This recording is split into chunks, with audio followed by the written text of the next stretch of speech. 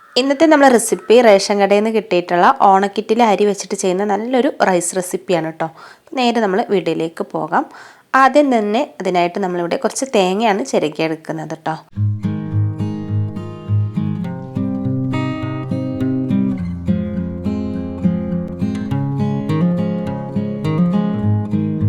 തേങ്ങ എല്ലാം ചിരകി എടുത്തിട്ടുണ്ട്. അപ്പോൾ ഒരു തേങ്ങയുടെ പകുതി ആട്ടോ എടുത്തിട്ടുള്ളത്. കഴിഞ്ഞതിൻ്റെ ശേഷം നമ്മളിവിടെ കുറച്ച് ചെറിയ ഉള്ളിയാണ് അരിഞ്ഞെടുക്കുന്നത്.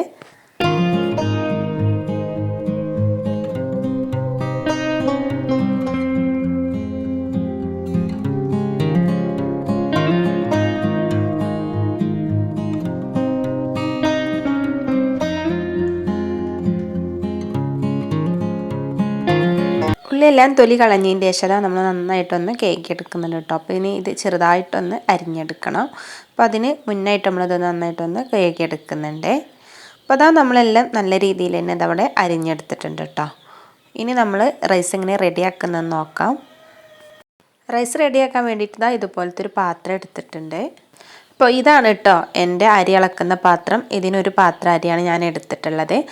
അപ്പോൾ അത് നല്ല കഴുകി വൃത്തിയാക്കിയതിൻ്റെ ശേഷം നമ്മൾ ഈ ഒരു പാത്രത്തിലേക്ക് ഇട്ട് കൊടുത്ത് എന്നിട്ട് അതിലേക്ക് ആവശ്യത്തിനുള്ള വെള്ളം കേട്ടോ. അപ്പോൾ ആ ഒരു കപ്പിന് അരി എടുത്തപ്പോൾ ഞാനിവിടെ 2.25 കപ്പ് വെള്ളമാട്ടോ എടുത്തിട്ടുള്ളത്. ഇനി നമ്മളിതിലേക്ക് നമ്മൾ നേരത്തെ ചിരകി വെച്ചിട്ടുള്ള തേങ്ങയും അതുപോലെ തന്നെ അരിഞ്ഞു വെച്ചിട്ടുള്ള ഉള്ളിയും നന്നായിട്ടൊന്ന് മിക്സ് ചെയ്യണം. നന്നായിട്ട് കൈ ഉപയോഗിച്ച് ഇതുപോലെ ഒന്ന് കുഴച്ചെടുക്കുക കേട്ടോ. ഈ ഒരു സമയത്ത് 2 ഏലക്ക ഉണ്ടെങ്കിൽ അതും കൂടി ചേർത്ത് കൊടുക്കുക. ഞാൻ ഈ ഒരു സമയത്ത് ചേർക്കാൻ വിട്ടു പോയിട്ടുള്ളതാണ്. പിന്നെ കുറച്ച് കഴിയുമ്പോഴാണ് ഞാനിവിടെ ചേർത്ത് കൊടുത്തിട്ടുള്ളത് കേട്ടോ. ഇനി നമ്മൾ ഈ അരിയിലേക്ക് ഈ ഒരു തേങ്ങ ഇട്ട് കൊടുത്തിട്ട് നന്നായിട്ട് തന്നെ ഒന്ന് മിക്സ് ചെയ്തെടുക്കണം. ഈ ഒരു അരിയും വെള്ളവും തേങ്ങയെല്ലാം കൂടെ കൈ ഉപയോഗിച്ച് നന്നായിട്ടൊന്ന് മിക്സ് ചെയ്തെടുക്കുക.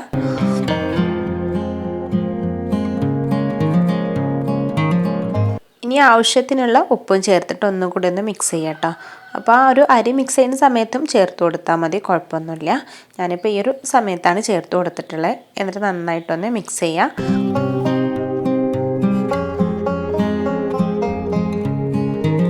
ഇനി നമ്മൾ ഫ്ലെയിമൊക്കെ ഓണാക്കിയിട്ട് ഗ്യാസിൽ വെച്ചിട്ടുണ്ട് കേട്ടോ. അപ്പോൾ തിള വരുന്നത് വരെ ഹൈ ഫ്ലെയിമിലും പിന്നെ ലോ ഫ്ലെയിമിലോട്ടാണ് വെക്കുന്നത്. അപ്പോൾ നന്നായിട്ട് തിളക്ക വന്നിട്ടുണ്ട്. അപ്പോൾ ഇതിൻ്റെ ആ ഒരു ഇതിലുണ്ടായിരുന്ന തേങ്ങയൊക്കെ ഇതിൻ്റെ മുകൾ ഭാഗത്തേക്ക് പൊന്തി വന്നിട്ടുണ്ട് കേട്ടോ.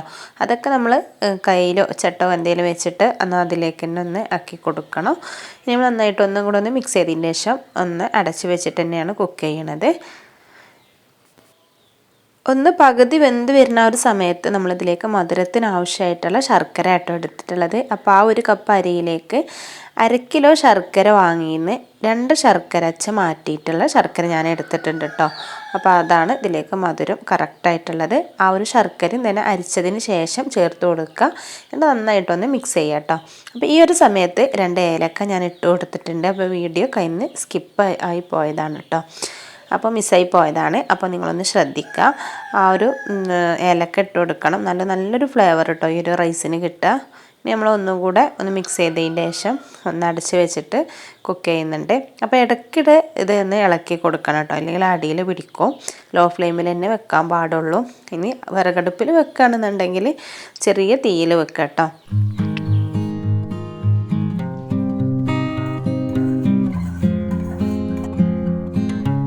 ഒരു 10-15 മിനിറ്റ് ഒക്കെ കഴിഞ്ഞ് തുറന്നു നോക്കുന്ന സമയത്ത് നമ്മൾ റൈസ് നല്ല രീതിയിൽ തന്നെ റെഡി ആയിട്ടുണ്ട്. സമയത്ത് ഇത്തിരി വെള്ളമൊക്കെ ഉള്ളത് പോലെ തോന്നും. അതൊക്കെ തണുത്ത് കഴിഞ്ഞാൽ റെഡി ആവും കേട്ടോ.